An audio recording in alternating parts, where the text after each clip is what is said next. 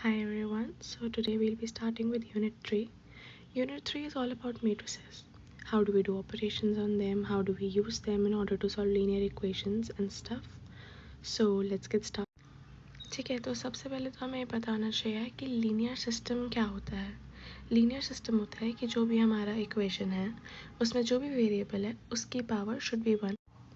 और linear system of equations क्या होता है, कंसिडर करो ये आपके पास इक्वेशंस है, a11 x1 का कोएफिशिएंट है, a12 x2 का कोएफिशिएंट है एंड स्टफ.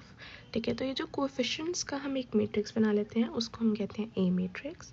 ठीक है, हम जो हमारे अननोन वेरिएबल्स हैं उसका एक मैट्रिक्स बना लेते हैं, उससे हम कहते हैं एक्स मैट्रिक्स. और जो हमारे एक्चुअल आंसर्स आ रहे हैं जो b1 b2 bm, इसका हम थर्ड मैट्रिक्स बना लेते हैं, इसको कहते हैं हम b matrix. So this is a system of m equations in n unknowns and it can be written in the form of a into x is equal to b.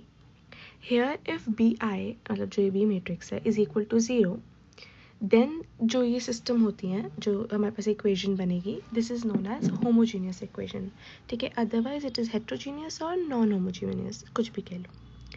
इसके बाद एक और टर्म है जो हमें पता होनी चाहिए, एक और मैट्रिक्स, दैट इज़ हमारा ऑग्यूमेंटेड मैट्रिक्स. ऑग्यूमेंटेड मैट्रिक्स क्या होता है, उसको हम कहते हैं सी मैट्रिक्स, जिसको हम टेक्निकली ए कोलन बी से बनाते हैं. ठीक है, मतलब पहले मैं पूरा ए मैट्रिक्स बना दूंगी, फिर पूरे मैट्रिक्स बनाने के बाद हर एक रो के बाद मैं एक कोलन लगाऊंगी. कोलन के बाद मैं जो मेरी बी मैट्रिक्स की कॉरस्पॉन्डिंग वैल्यूज़ थी उन्हें लिखूंगी, जैसे कि a11 a12 to a1n colon b1, something like that. This is known as augmented matrix. अब ये जो मेरा ऑग्यूमेंटेड मैट्रिक्स बना, ये मेरी बहुत सारी चीज़ों में आगे काम आएगा. ठीक है, सबसे पहले ये कहाँ पे काम आएगा, existing and uniqueness of solution. मतलब जो मेरी लीनियर इक्वेशंस हैं, जब मुझे उनके सोल्यूशन निकालना है. ठीक है, एक बार इसको रीड करते हैं. A linear system of equations is consistent, that means it has a solution if the matrix A and the augmented matrix C, that is A colon B, are having the same rank, that is row of A is equal to row of C. अब इसमें बहुत सारी चीज़ें आ गई. सबसे पहले तो जानते हैं कंसिस्टेंट एंड इनकंसिस्टेंट क्या होता है. ठीक है, तो हमारे पास जब इक्वेशन होती है, इक्वेशन की तीन चीज़ें हो सकती हैं कि या तो उसके पास यूनिक रूट है, या तो उसके पास बहुत सारे रूट हैं, या फिर उसके पास रूट ही नहीं है. राइट, तो इसको सॉल्व करने के लिए हमने बहुत सारे मेथड्स प्रीवियसली पढ़े हुए हैं, बट अब जो हम मेथड्स पढ़ रहे हैं, पहले भी हमने वाले मेथड पढ़े हैं, इससे हम क्या करते हैं, रैंक के थ्रू सॉल्व करते हैं. रैंक क्या होता है, हमारा number of non zero rows in a matrix. ठीक है, तो हम रैंक चेक करते हैं, ए की रैंक निकालते हैं, फिर सी की रैंक निकालते हैं. अगर वो दोनों इक्वल नहीं हुए तो हम पहले ही बोल देते हैं कि भाई एक दोनों इक्वल नहीं है, तो हमारा जो सिस्टम है वो इनकन्सिस्टेंट है, that is it does not have any solution. ठीक है, बट अगर in case row of A is equal to row of C, दोनों की रैंक इक्वल है, ठीक है, फिर हम दो कंडीशंस और करते हैं, दैट इज़ कि क्या वो इक्वल टू n है. n is the number of unknowns. अगर वो इक्वल टू n है, ठीक है, दैट मीन्स हमारा जो सोल्यूशन है वो यूनिक सोल्यूशन है. ठीक है, एक ही सोल्यूशन है. वेयर एज अगर उसकी रैंक लेस दैन n हो जाएगी, that is less than the number of variables in the system, तो हम ये इससे प्रेडिक्ट करते हैं that the equations had infinitely many solutions, not a single solution that we can determine. Understandable. ठीक है, अब ये ऑग्यूमेंटेड मैट्रिक्स तो हमने बना लिया, बट इसको सॉल्व करने के भी, जिससे हम एक्स वाई जी या x1 x2 x3 की वैल्यूज़ निकाल सकें, इसको सॉल्व करने के लिए भी हम दो मेथड्स यहाँ पे यूज़ करने वाले. मेथड्स हैं known as Gauss elimination method and Gauss Jordan elimination method. अब दोनों में डिफरेंस क्या है ये जानते हैं.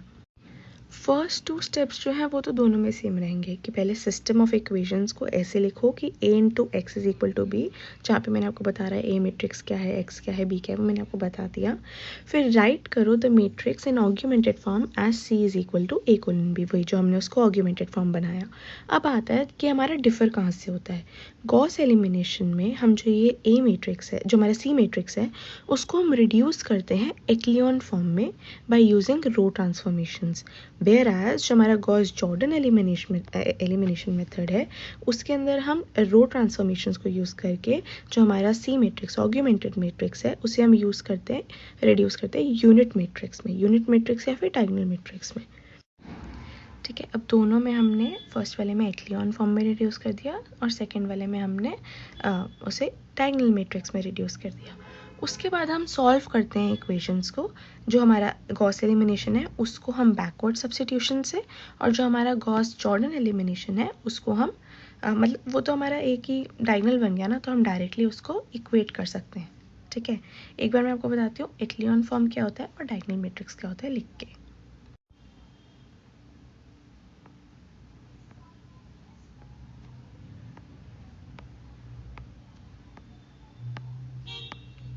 ये होता है मेरा एक्लियन फॉर्म, जिसमें मेरे अपर ट्रायंगुलर की वैल्यू होती है, वेराज लोअर ट्रायंगुलर में सारे वैल्यूज 0 होती हैं। वेराज मेरा डायगोनल मैट्रिक्स होता है जहाँ पे मेरे डायगोनल एलिमेंट्स की वैल्यू होती है और बाकी सारे एलिमेंट्स की वैल्यू जो होती है वो 0 होती है। अंडरस्टैंडेबल? ठीक है, इस सब के बाद हम आते हैं कुछ इंपॉर्टेंट डेफिनेशंस पे। अब वो इंपॉर्टेंट डेफिनेशंस क्या हैं? सबसे पहली तो पिवट। पिवट क्या होता है? It is the diagonal element used as a divisor in Gauss elimination. अब हम गॉस एलिमिनेशन जो करने वाले हैं उसके अंदर हम ये पिवटिंग का एक कॉन्सेप्ट यूज़ करने वाले हैं।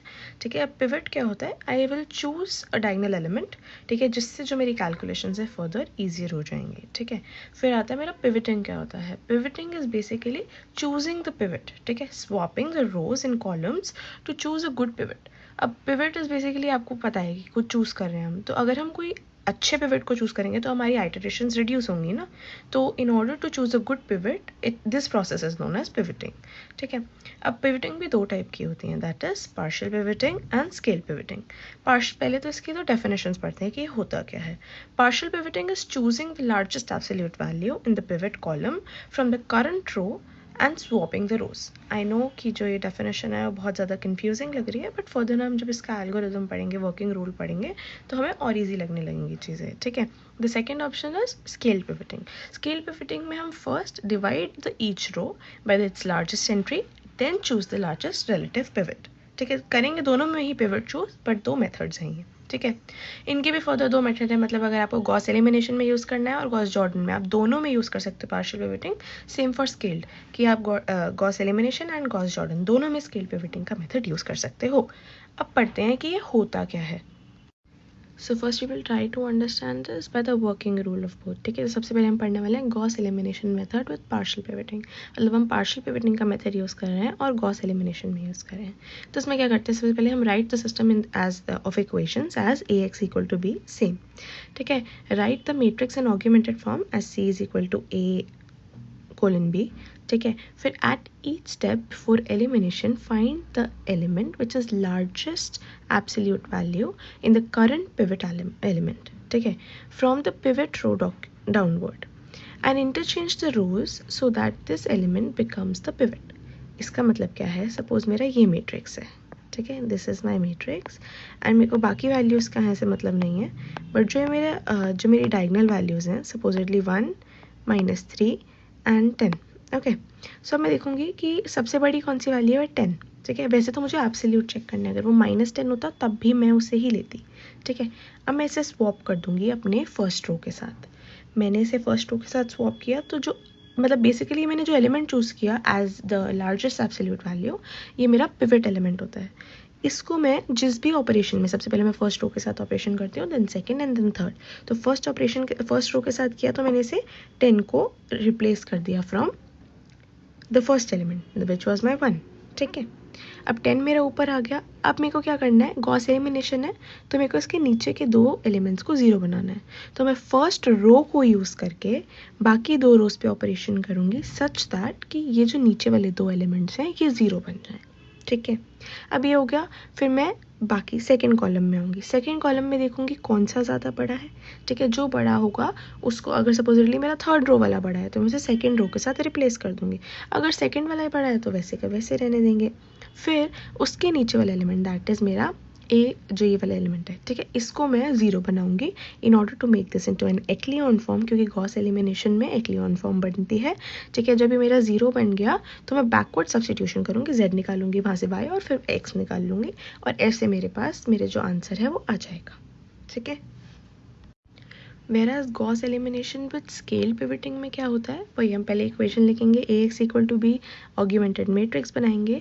फिर सबसे पहले हम क्या करते हैं, एक बार ये पॉइंट पढ़ते हैं। For each column we compute scale factors for each row, largest absolute element in that रो।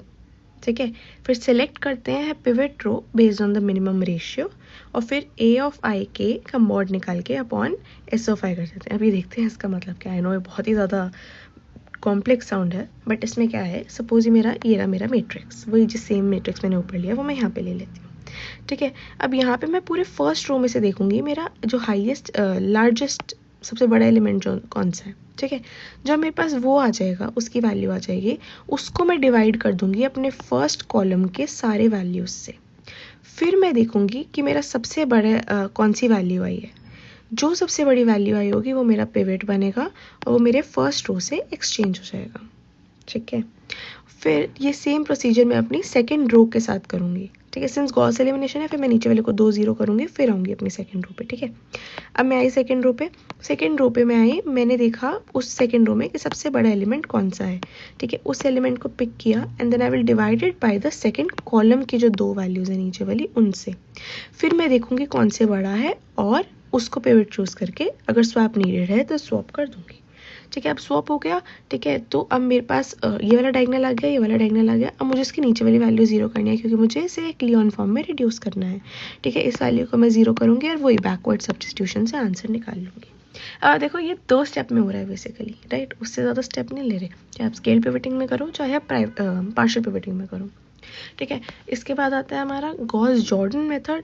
वो सेम ही है, अगर आप देखो तो हम एक्लियन फॉर्म में रिड्यूस करते हैं उसे, लास्ट में आके पिवट्स को चूज़ करके स्वैप करके एक्लियन फॉर्म में लाते हैं। इसको आप डायगोनल मैट्रिक्स में लेके आओगे।